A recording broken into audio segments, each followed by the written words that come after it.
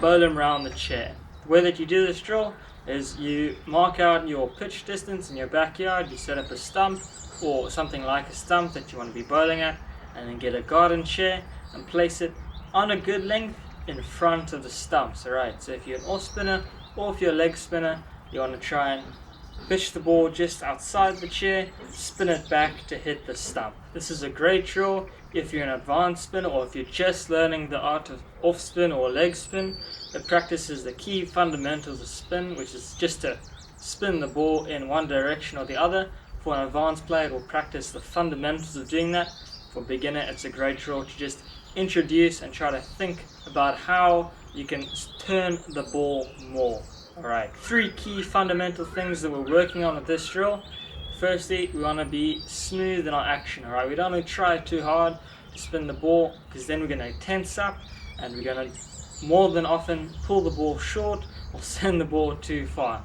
Alright, so you've got to be relaxed, go at your own rhythm and your own action pace. Alright, don't try too hard, just keep it nice and smooth, nice at your natural rhythm. Secondly, you're going to think about how you're releasing the ball. Alright, the best tip that I was told when I was starting to learn how to bowl off spin was to pretend you're opening a doorknob with your hand when you release. Alright, so off spin will be this way, leg spin will be this way. Alright, I'm not going to go into the grips because I assume if you're watching this video you understand the grips already.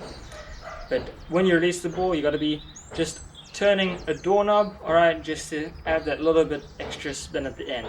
Third and probably most important thing with this drill is practicing our hip rotation. Alright, this is the driving force of action and gives us the most rotations on the ball to spin it. Alright, so when going through, I want to be making sure that in our action, our right hip really drives through and rotates the body to get nice spin on the ball. That goes for off spin and leg spin. Be sure to check out my previous video where I talk all about the hip rotation to learn a bit more about it.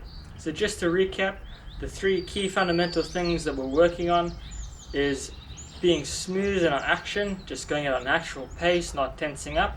Secondly, so we're trying to open the doorknob when we release the ball. Thirdly is our hip rotation.